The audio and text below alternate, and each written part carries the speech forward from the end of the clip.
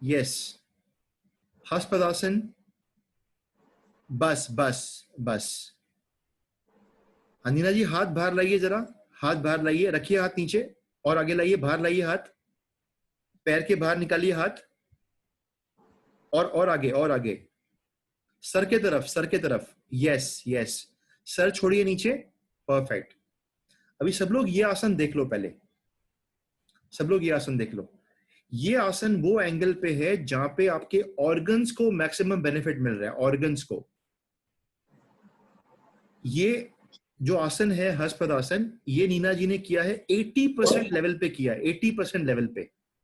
और यहां भी डीप ब्रीदिंग करिए नीना जी, फिर से नीचे मैं आइए। देख नहीं पा रही हूँ। आपको नीना जी को क्लिक करना पड़ेगा, आपको नीना मास्टर क्लिक करना पड़ेगा, क्लिक, उनको वीडियो क्लिक करना पड़ेगा आपको। Okay okay. हाँ, तो आएगा आपके स्क्रीन पे। नीना जी बस हाथ आगे लीजिए, हाथ आगे लीजिए, यस। हाँ, अभी नीना जी ने सर छोड़ा हुआ है, उनके पैर में और पेट में एक स्पेस है, एक जगह बची है, वो स्पेस बहुत इंपॉर्टेंट है थेरेपेटिक बेनिफिट देने के लिए। तो अभी ब्रीद इन करिए, ब्रीद आउट करिए, फिर से ब्रीद इन करिए, ब्रीद आउट करिए, फिर से ऊपर आइए,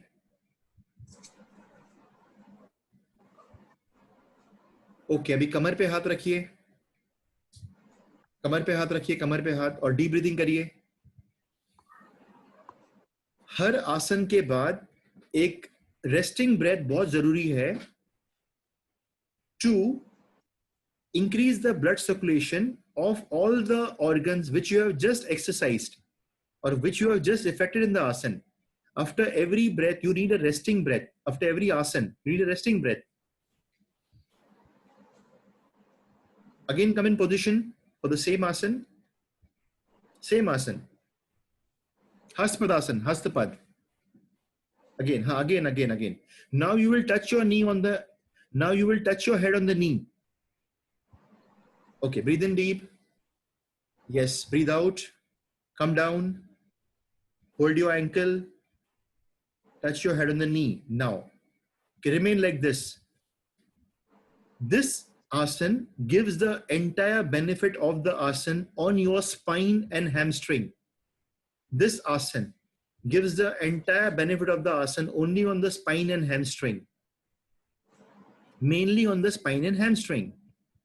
हाँ, ऊपर आइए, ऊपर आइए। Yeah, again stand up. Again stand up. कमर पे हाथ. Deep breathings.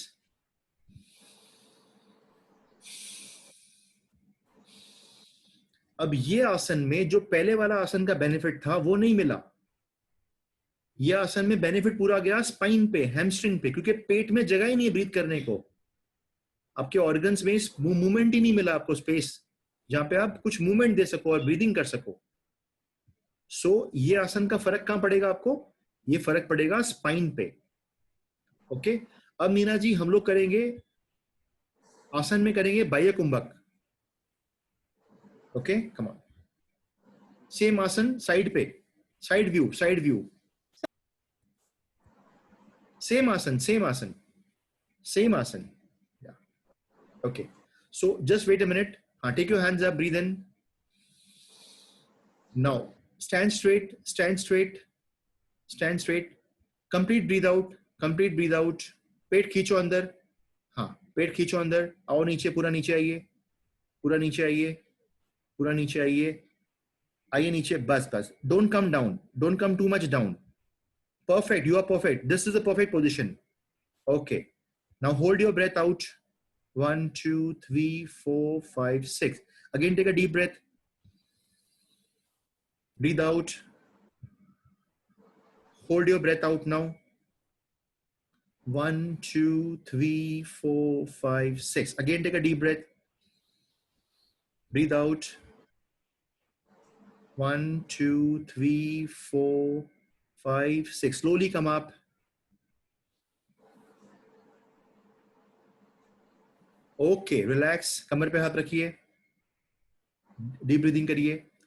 सो अभी आप लोगों ने देखा कि नीना जी ने क्या किया, अपना हाथ जरा बाहर रखा और वहां किया बाह्य कुंभक। अब ये बाह्य कुंभक में, यही आसन में बाह्य कुंभक में जब इन्होंने किया तो उसका असर पेट पे भी गया, स्पाइन पे भी गया, हैमस्ट्रिंग पे भी गया, पेल्विस के ऑर्गन पे भी गया। आसन भी पूरा हुआ, फ्रंट बॉडी, बैक बॉडी, हर एक बॉडी पार्ट पे असर गया। एट द सेम टाइम ये आसन इजी बना। This was the easier asan than when she had touched her head on the knee. So in practice, I have seen that if asana is done in this way, in the range of 70 to 80%, and there you can do a Baya Kumbhak, or when needed a Antar Kumbhak, or when needed a deep breathing, the effect is very, very different. Same asan, but the effect is very different. In fact, when she was touching her head on the knee, the effect was only on the spine and the hamstring. But the moment she gave a space to the asana, the complete effect changed. It went on the front body, the back body, even the brain, and the entire body was changed with this.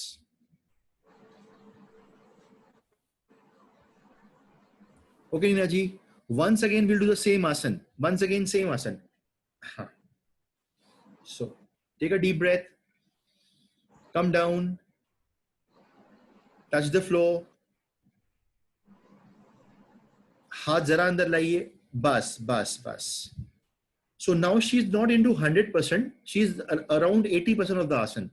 अब नीना जी sir छोड़ दीजिए, relax रखिए sir को, deep breathing करिए, deep breathing, और आपके हर एक breath में अपने स्पाइन के मसल्स को फ्री होते हुए फील करिए, स्पाइन के मसल्स को, आपके स्कैपुला के मसल्स, आपके मिडिल बैक, सारे मसल्स बैक, उसको हर एक ब्रेथ में फील करिए. 1 2 3, slowly come up.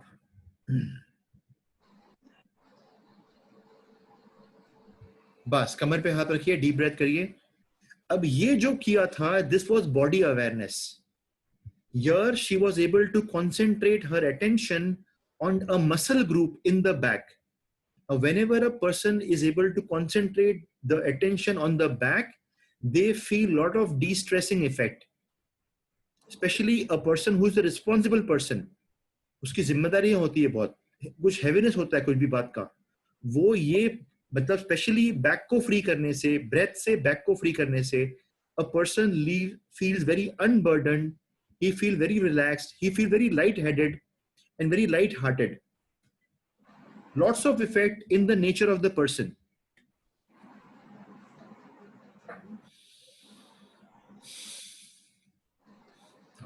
अभी आपको करना है उष्ट्रासन. उष्ट्रासन.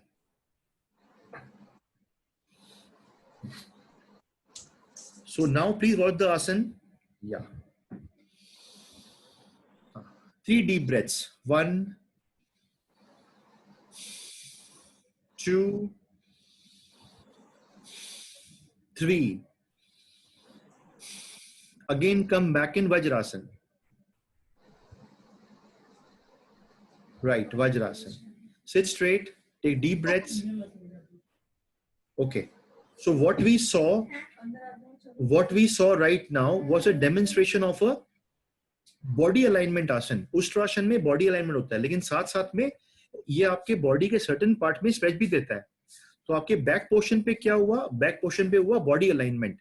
फ्रंट पोर्शन पे क्या हुआ? वहां पे स्ट्रेच मिला. स्ट्रेच कहां कहां मिला ये हम फिर से देखते हैं एक बार. नीना जी फिर से एक बार Ushtrasana. Yeah. So again she took the hand back, and now as you can see, alignment is happening at the head level, the scapula, the middle back and the hip. ये चारों भाग में सारे वेटिब्रा अपनी जगह पे आ रहे हैं. जब सारे वेटिब्रा जगह पे आ रहे हैं, गर्दन भी जगह पे है, शोल्डर पीछे आपने लिया हुआ है, दोनों हिप बराबर है, ऐसे पोजीशन में सारे बॉडी के जॉइंट्स अपनी प्रॉपर जगह पे आना शुरू होते हैं. At the same time, if you see, chest में स्ट्रेच मिला है, नेवल में स्ट्रेच मिला है और पेल्विस में स्ट्रेच मिला है. बॉडी के एक पार्ट में कॉन्ट्रैक्शन है, बॉडी के आगे वाले भाग में एक स्ट्रेच है. तो बॉडी के चेस्ट एरिया में ओपनिंग हो रहा है. अगर नीना जी फील करना चाहे तो वो स्कैपुला में कॉन्ट्रैक्शन फील करना चाहे, हाँ आगे आइए, ऊपर आइए, बस बैठ जाइए, बैठ जाइए, ओके। वज्रासन, वज्रासन, ठीक है, ठीक है। Relax, straight straight deep breaths. So she can even feel the contraction in the spine, lower back, middle back, and she can also feel the stretch in the chest, navel.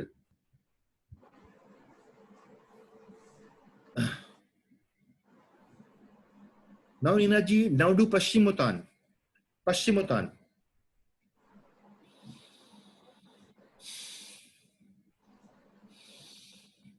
Yeah, breathe in, breathe out, come down, touch your toe. Yes, okay. Now this is 100% Paschimottan. Okay. So now try to take deep breaths in this. Try deep breaths. 1, 2. बस हाथ ऊपर लीजिए.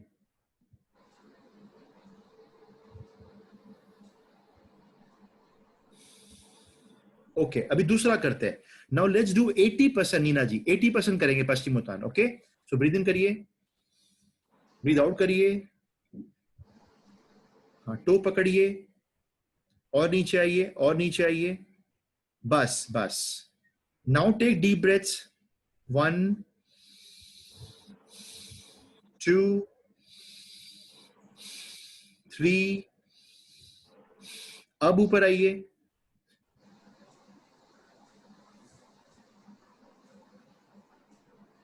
Meena ji breathing कौन सा अच्छा था, पहले वाला या दूसरा वाला?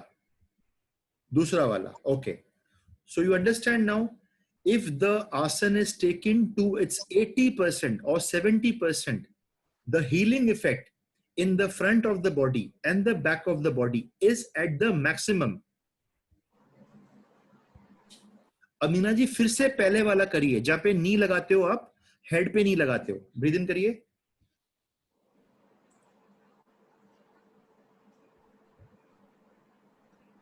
या अब मीना जी इसमें ब्रीदिंग ट्राई करिए आप, ब्रीदिंग, और स्पेशली ध्यान देना आपके लोअर बैक पे. ब्रीदिंग ट्राई करिए, कितना आपसे जितना अच्छा होता है करिए आप. 1, 2, 3, 4. बस ऊपर आइए.